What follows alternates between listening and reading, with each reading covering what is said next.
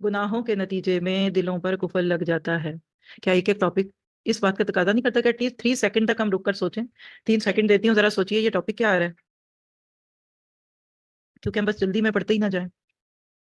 अवलम यहदि लिल्लज़ीना यरिसूनल अर्द मिन बादि अहलिहा, और क्या इन लोगों को जो जमीन के वारिस हुए वहां के लोगों की हलाकत के बाद वो वाकयात जो इनमें मज़कूर हैं, ये बात नहीं बतलाई कि अगर हम चाहें तो इनके जराइम के सबब इनको हलाक कर डालें और हम इनके दिलों पर मोहर लगा दें, बस वो ना सुन सके। नोट किया आपने?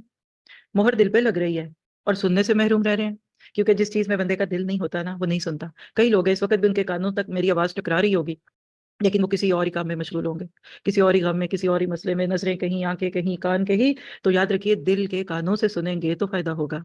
इन बस्तियों के कुछ कुछ किस्से हम आपसे बयान कर रहे हैं, और इन सब के पास उनके पैगंबर मोजज़ात लेकर आए। फिर जिस चीज को उन्होंने इब्तदा में झूठा कह दिया, ये बात ना हुई कि फिर इसको मान लेते। ये भी इंसान की एक स्टबर्ननेस है। शुरू में ना निकल जाए ना, हाँ नहीं करते। कुछ लोग बड़े जिद्दी होते हैं, बच्चे भी होते हैं लेकिन कुछ बड़े भी होते हैं। कह दिया तो नहीं तो नहीं। अल्लाह कहते हैं चूंकि इब्तिदा में नहीं माना ना, आप नहीं माने। ये अल्लाह की तरफ से ना एक चेक वॉल है। आपको पता है कि यहाँ पाकिस्तान इंडिया की बिजली में सर्किट ब्रेकर किसको कहते हैं? इवन यहाँ भी ऐसे ही है। जब आप बहुत ज्यादा लोड डालते हैं ना, तो एकदम पीछे से वो फ्यूज बंद हो जाते हैं ना, ये कैफियत है। जब फ्यूज उड़ जाता है ना, तो फिर इंसान समझता है कि आज कोई गड़बड़ हुई है, नहीं मानते। और अल्लाह ताला इसी तरह काफिरों के दिलों पर बंद लगा देता है, फिर आखिर में पूरी बिजली बंद हो जाती है सारे घर की। हिदायत को झुटलाना दिलों पर मोहर लगवा देता है। 3 सेकंड जरा जायजा लीजिए अपना। कभी मैंने किसी हिदायत की दावत को ठुकराया? किसी ने कहा ना सुनना, मैं गई। किसी ने कहा ये कर लो, मैंने किया। किसी ने दावत दी नमाज की, मैंने रिजेक्ट कर दिया, झूठ बोल दिया कि मुझे पढ़नी ही नहीं है। हर एक अपने अंदर झांके, क्योंकि ये आयतें सिर्फ मूसा और फिरौन की नहीं है, ये आपके मेरे अंदर के हक और बातिल की जंग की भी है। और याद रखिए कि हम सब के अंदर भी एक जंग लगी हुई है और एक बाहर।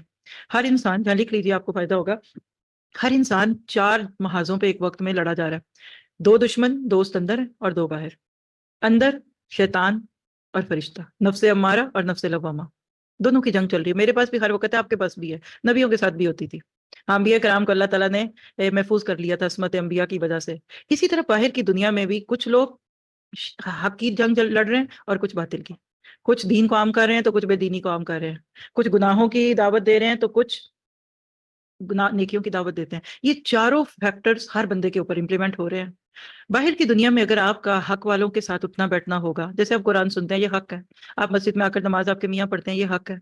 आपके हस्बैंड की बहुत अच्छी सोहबत है, उनके अच्छे अच्छे दोस्त हैं, ये हक है। जो बंदा बाहर जिन लोगों में उठता बैठता है ना, अंदर का उसका मामला उसी तरह होने लगता है। फिर नफ्से लव्वामा स्ट्रांग होता है, फिर फरिश्ता उससे खुश होता है, शैतान उससे नाराज होता है। जैसे एक वक्त आता है कि हक पे चलने वाले को बहुत सारे दोस्त छोड़ देते हैं, तो एक वक्त आता है कि शैतान भी आपको कहता है जाओ तुमने नहीं मेरे हाथ आना, फिर वो आपको और किसी और एंगल से लाएगा। तो क्या पता चला कि ये जो आपके मेरे अंदर हर वक्त के मसाइल है ना, आप इसको जरा सा अपनी जिंदगी के किसी एक मामले पे सोचें। मेरा यकीन है कि हम सब कभी ना कभी जरूर आजमाएंगे। कभी जान से, कभी माल से, कभी औलाद से, कभी सेहत से।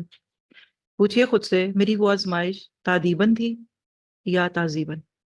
ये जुमला लिख लीजिए, आपके सामने है लिखा हुआ। शुरू में आजमाइशें तादीबन आती हैं, अदब सिखाने के लिए। ना समझें तो वो ताजीबन यानी फिर अजाब बन जाता है। तो आप और मैं, अच्छा है कि छोटी सी आजमाइश में ही अल्लाह को पालें, ना कि फिर अल्लाह हमें बड़ी आजमाइशों में डाले। फिर